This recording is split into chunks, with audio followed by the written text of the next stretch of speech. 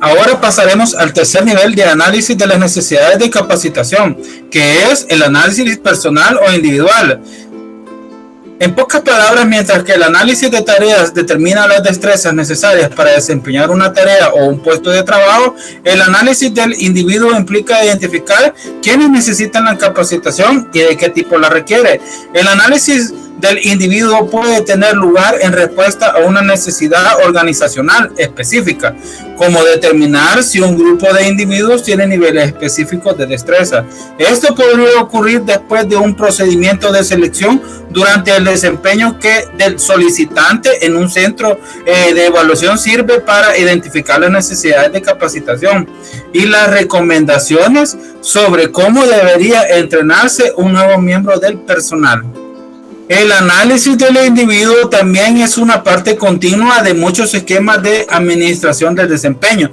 Durante la entrevista, la evaluación, los gerentes y los subalternos a menudo discuten las necesidades de capacitación actual y futura. Al hacerlo, están llevando a cabo un análisis de necesidad de capacitación a nivel personal.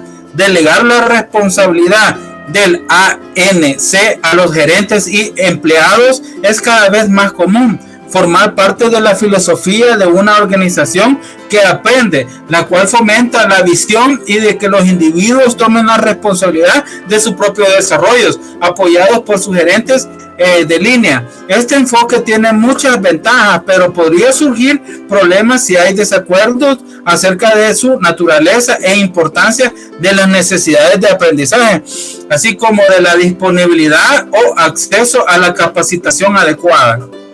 Son por estas razones por las cuales es tan importante que sean los gerentes de capacitación quienes lleven a cabo las evaluaciones, para que el análisis de necesidades a nivel individual sea una meta efectiva y se han hecho distinciones de forma tradicional entre el desarrollo de conocimientos, destrezas y actitudes conocidos como CDA.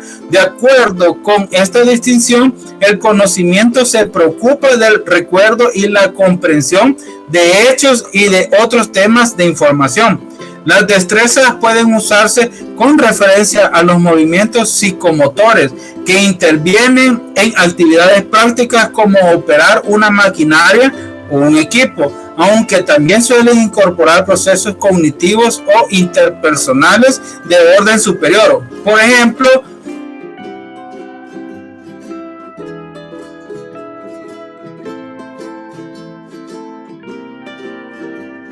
las actitudes se refieren sobre todo a los sentimientos emocionales o afectivos, así como a las percepciones que la persona tiene, aunque las actitudes también tienen otros componentes, como por ejemplo, un individuo sería capaz de operar una máquina de perforación.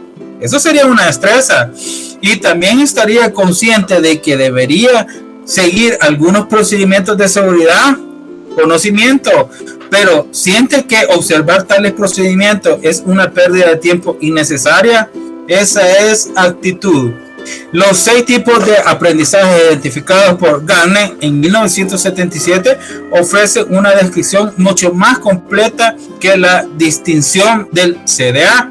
Para resumir, un ANC identifica los objetivos de capacitación en términos de resultados requeridos y pueden darse en uno de estos 3 niveles, que primero es organizacional, del puesto o la tarea, e individual. La capacitación se percibe mejor como parte de un sistema más amplio. No obstante, las organizaciones cambian al igual que los puestos de trabajo y los individuos. Por lo tanto, el ANC idealmente sería un proceso continuo que se nutre del desarrollo del programa de capacitación, garantizando así que pueda adaptarse a las necesidades cambiantes de los individuos y la compañía. De forma bastante confusa en Estados Unidos, los psicólogos industriales organizacionales emplean el término CDA para referirse a conocimiento, destreza y habilidades. Las habilidades, por ejemplo, son los razonamientos numéricos, razonamientos verbales, entre otros, y tienden a estabilizarse durante toda una vida adulta. Ahora explicaré los 6 tipos de aprendizaje según Gardner, lo que él llama capacidades. Como número 1 tenemos el aprendizaje básico. Son asociaciones y cadenas de estímulo-respuesta, y esto representa la formación de asociaciones simples entre estímulo y respuesta, tales como aquellas que se dan en el condicionamiento clásico. Por ejemplo, para alguien que está aprendiendo a conducir un tren, se le podría indicar que una señal de luz roja significa que se detenga el tren. En esta acción no hay que pensar.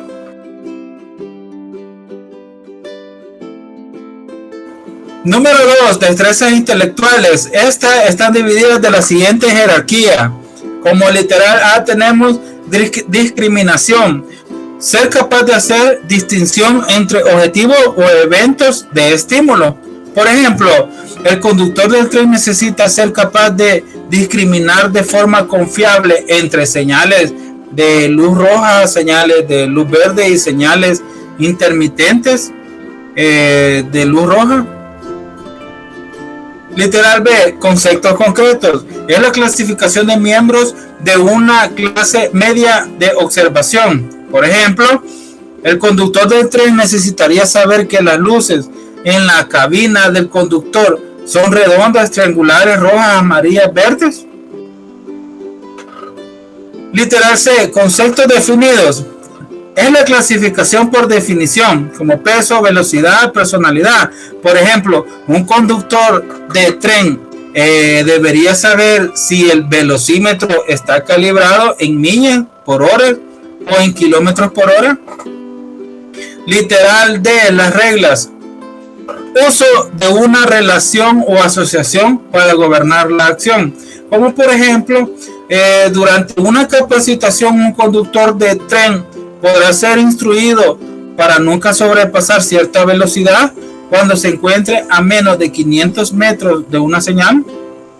Literal E, reglas de orden superior. La generación de nuevas reglas, como por ejemplo combinar las reglas existentes. Así de fácil. Para ampliar el ejemplo del conductor del tren, podría ser que las señales luminosas triangulares, rojas e intermitentes dentro de la cabina sean advertencias de que algo podría estar mal, pero que detener el tren de forma inmediata sería innecesario. Literal 3, estrategia cognitiva. Las capacidades mediante las cuales se regulan los procesos cognitivos internos, como la atención y el aprendizaje, sería aprender a aprender, o aprender estrategias generales como la solución de problemas, como por ejemplo la alta gerencia podría necesitar aprender a manejar su ansiedad de alguna forma antes de que lo disponga de los recursos cognitivos suficientes para recolectar información acerca de la reacción de algunos clientes ante una presentación importante. Número 4, la información verbal. Es la habilidad para manifestarse en la información específica. Por ejemplo, un vendedor necesitaría dar una representación clara y bien estructurada para persuadir a algunos clientes de realizar un pedido de un nuevo producto. Número 5, las capacidades motoras. Muchos puestos requieren del entrenamiento de actos motores organizados. Retomando el ejemplo del tren, podríamos decir que ellos podrían necesitar capacitación para realizar varias tareas motoras.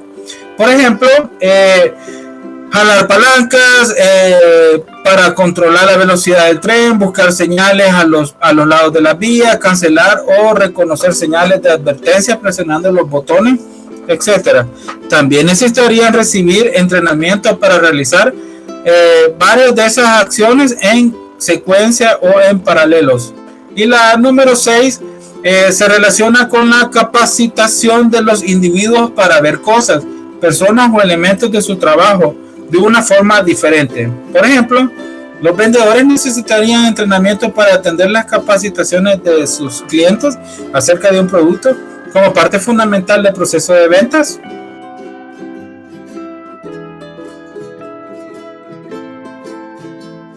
Es el segundo componente del ciclo de capacitación y se relaciona con el contenido del programa de capacitación y los métodos usados para darla a los aprendices. Por ejemplo, Diferentes medios de capacitación, escenarios o ritmos en que se representa la información podría tener efectos diferentes en la forma en que aprenden los individuos y en el éxito de los distintos programas. Los objetivos son más precisos y específicos. Se enfocan básicamente en aquellos que los aprendices serán capaces de hacer como resultado de la capacitación. Estos objetivos pueden expresarse con base en los tres componentes que se representan a continuación. En el primer componente sería criterio conductual. Es un enunciado de aquello que el aprendiz debería ser capaz de hacer al finalizar la capacitación. Debido al énfasis en el criterio conductual, los objetivos expresados de esta forma a menudo se llaman objetivos conductuales. Número 2 tenemos las condiciones. En las condiciones serían que se expondrán el comportamiento, ya que podrían incluirse las especificaciones del equipamiento disponible para apoyar la conducta y el contexto, donde necesitaría ocurrir, como por ejemplo, después de la capacitación, los artesanos entrenados necesitarán herramientas de calidad y podrían requerir de un ambiente tranquilo y relajado para usar sus destrezas al máximo.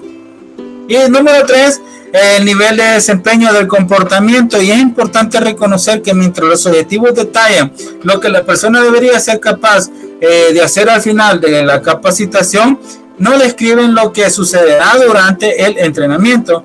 Por ejemplo, la afirmación, los participantes obtendrán experiencia en el uso de varias técnicas de entrevista para la selección de personal. No sería un sujeto aceptable porque indica lo que sucederá durante el curso, no cuáles serán los resultados, etc.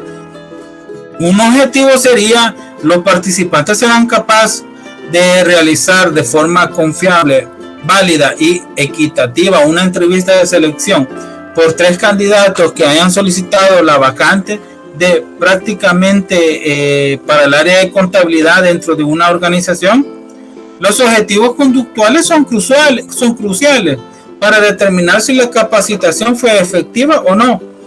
Este es un tema al que regresaremos más adelante.